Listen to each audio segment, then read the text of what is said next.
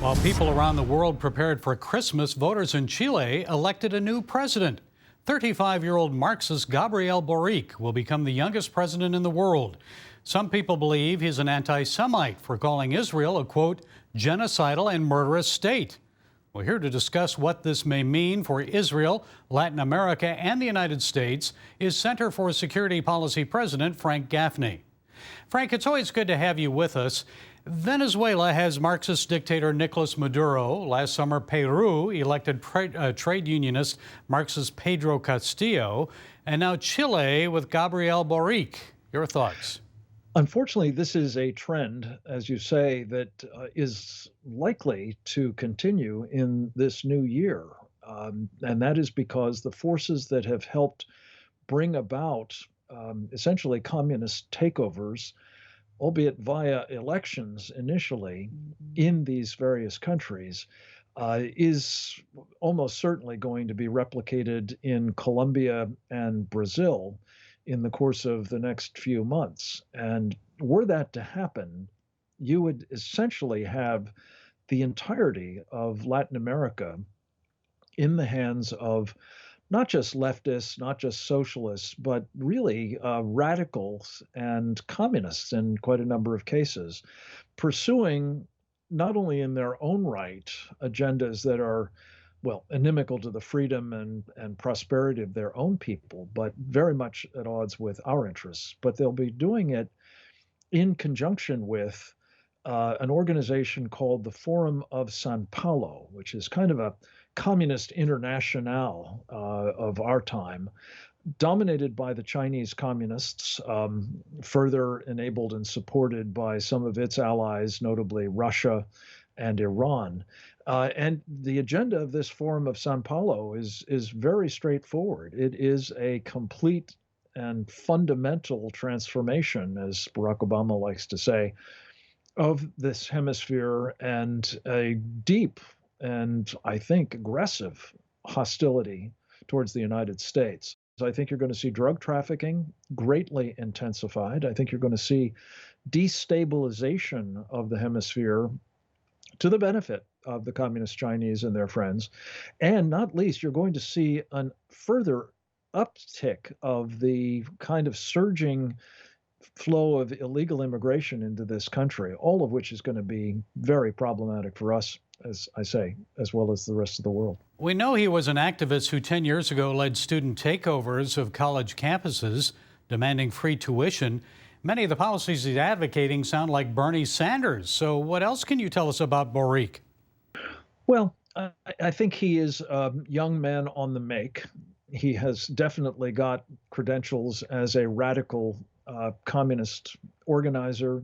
And I feel quite certain that in power in Chile, with the involvement of the Chinese Communist Party and probably others, again, hostile to us, that he will take that country in the direction that Allende, the former communist president, was trying to take it until, fortunately, he was stopped by Pinochet with our help. Boric received more votes than any presidential candidate in Chilean history. And you mentioned the days of Salvador Allende. Well, this time it's the Chinese influence, not the USSR or Cuba. So how did that happen? Well, I think one can't rule out the possibility that there was some fraud that was at work, but I think that they were successful, the communists, in characterizing the opposition as a Pinochetist type of right-wing extremist. I don't think he was that, but that's nonetheless the message that was conveyed. And as a result of that message being conveyed, I think you saw large numbers of people opting for free stuff, as is the great temptation of the communists.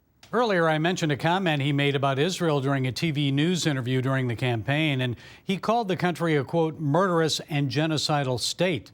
Does that make Boric an anti-Semite? Well, it makes him an anti-Zionist. I think that's fair. And usually that is a sort of false flag for anti-Semitism as well. Uh, I would hope that he would not act on such sentiments, but again, it is part and parcel of, on the one hand, the atheism of the communists, and on the other, the native hostility to Israel and Jews more generally that often is a, very foundational organizing principle of the communists. And whether he acts on it or not remains to be seen. Whether he is imbued with some of those tendencies, I'd be surprised if he were not. Finally, Frank, Boric takes office in March. So how should the United States respond? I believe that we need what we've called a Monroe Initiative, hearkening back to the Monroe Doctrine of James Monroe, one of our founders, who recognized that having hostile powers from outside of our hemisphere colonizing it is not consistent with our interests or that of the hemisphere more generally. So we have a hemispheric security project at the Center for Security Policy, which is working in coalition with others to try to advocate for such a clear-eyed stance that would most immediately align ourselves with and try to help the forces of freedom in Colombia and Brazil, the two countries that are next in line, as I said, for a communist assault, but also to try to work with friends and allies. But we need to be acting on the principle that what happens in our hemisphere is of vital interest to our country. It's not just our backyard, I would argue it's our front yard. And to the extent that it is occupied territory in the hands of enemies of this nation, whether they're within the hemisphere or outside working inside it now, is very detrimental to the national security interests, to the well-being of the American people, and ultimately their safety. We have to operate on that premise. Okay, Frank Gaffney, president of the Center for Security Policy. Thank you for sharing your time and insights, Frank. My pleasure. Thank you for having me.